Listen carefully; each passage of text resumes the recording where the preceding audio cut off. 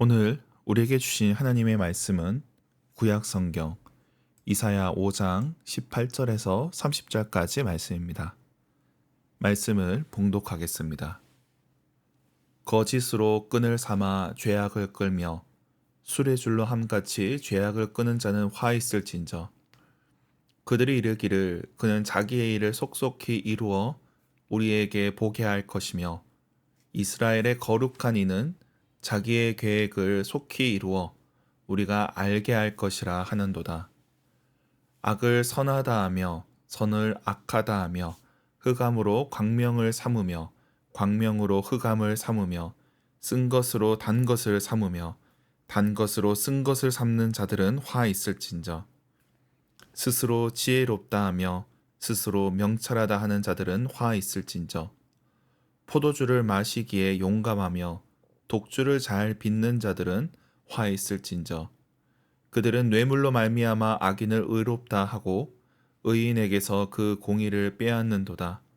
이로 말미암아 불꽃이 그루터기를 삼킨 같이 마른 풀에 불 속에 떨어진 같이 그들의 뿌리가 썩겠고 꽃이 티끌처럼 날리리니 그들이 만군의 여호와의 율법을 버리며 이스라엘의 거룩하신 이의 말씀을 멸시하였음이라. 그러므로 여호와께서 자기 백성에게 노를 발하시고 그들 위에 손을 들어 그들을 치신지라.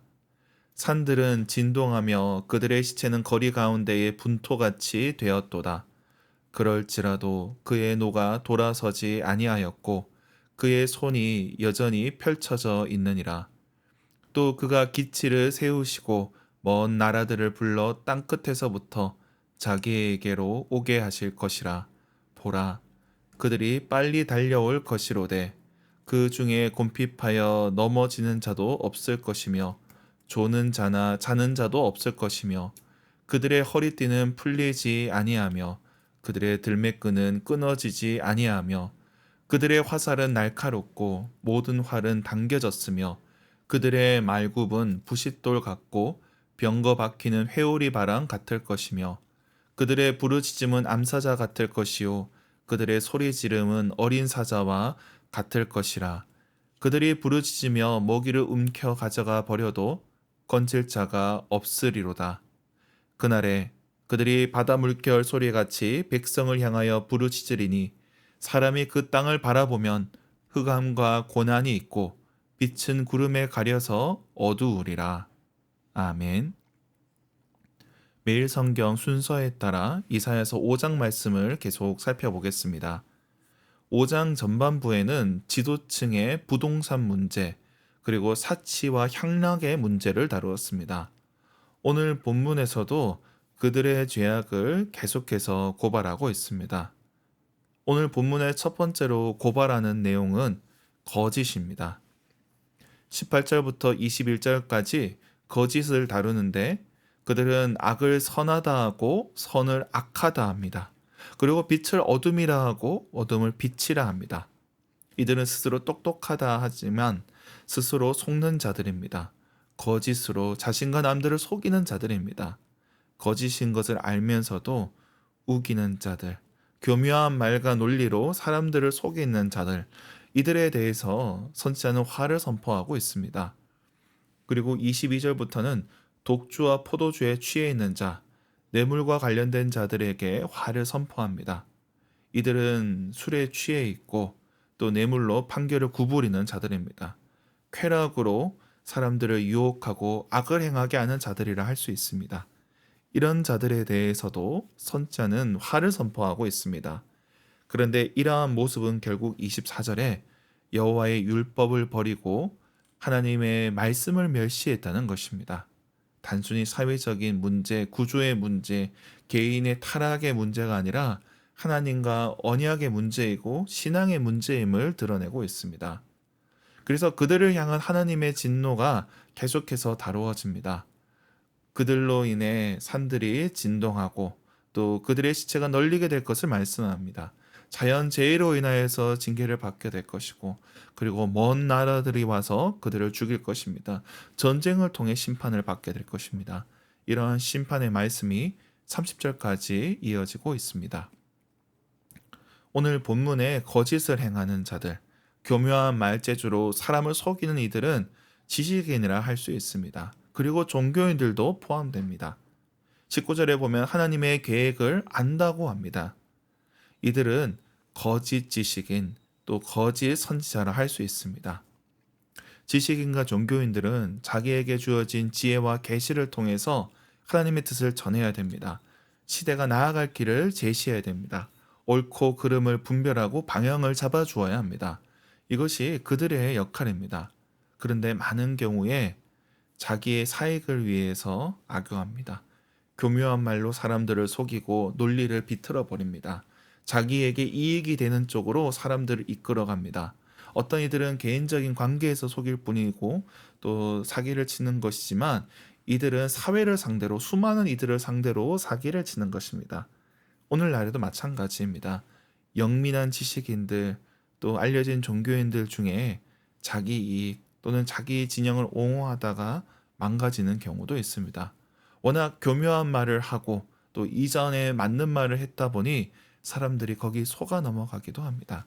그러므로 그들의 죄가 작지 않다는 것입니다. 하나님께서는 더 맡은 자에게 더 많이 구하십니다. 그리고 22절부터 23절까지 나오는 자들, 사람을 취하게 만들고 쾌락에 사로잡히게 하는 자들, 그리고 뇌물을 받고 의인과 악인의 처분을 바꾸어 버리는 자들도 저주의 대상입니다. 특히 23절은 재판의 상황을 염두에 두고 있습니다. 중립적인 척 하면서 결국에는 자기 이익에 따라 진실을 왜곡하는 자들입니다. 오늘날에도 죄를 고발하던 검사가 상대편 변호사가 되기도 합니다. 판결을 내린 판사가 나중에 그 회사에 취직하는 것도 보게 됩니다. 평소에 연락을 주고받으며 편의를 제공받다가 결정적인 순간에 도와주는 이들도 있습니다. 하나님께서는 그런 자들에 대해서 진노하십니다. 그럼에도 불구하고 사람들은 그저 하나님께 제사만 잘 지내면 적절하게 드리면 용서하는 분으로 생각을 합니다.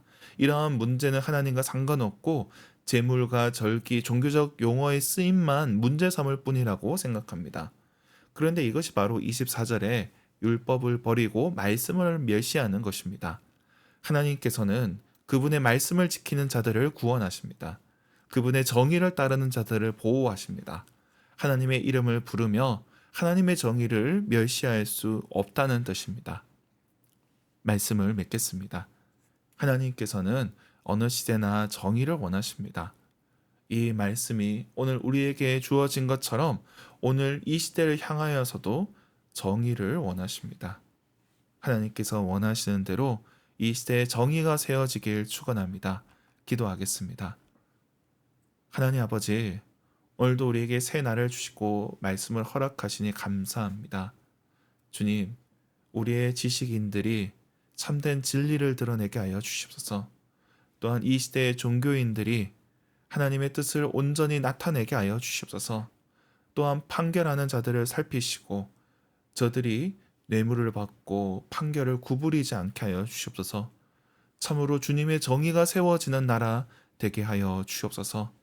세계와 열방 가운데 주님의 뜻이 나타나게 하여 주시고 주님을 경외하게 하여 주시옵소서. 전쟁이 그치게 하시고 참된 평화가 오게 하여 주시옵소서. 우리 가운데 연약한 지체들 위해서 기도합니다. 주님께서 태의 열매를 놓고 기도하는 가정에 은혜를 더하여 주시고 생명을 허락하여 주시옵소서. 또 여러 가지 삶의 문제로 인하여서 괴로워하는 자들에게 주님께서 응답하여 주시고 그들에게 은혜 베풀어 주시옵소서. 이번 주에 있을 성경학교 가운데 주님 함께하여 주시옵소서. 영유아 유치부 자녀들 그리고 초등부 어린 심령들에게 주님의 진리가 심겨지게 하여 주시옵소서. 감사드리며 예수님의 이름으로 기도드립니다. 아멘.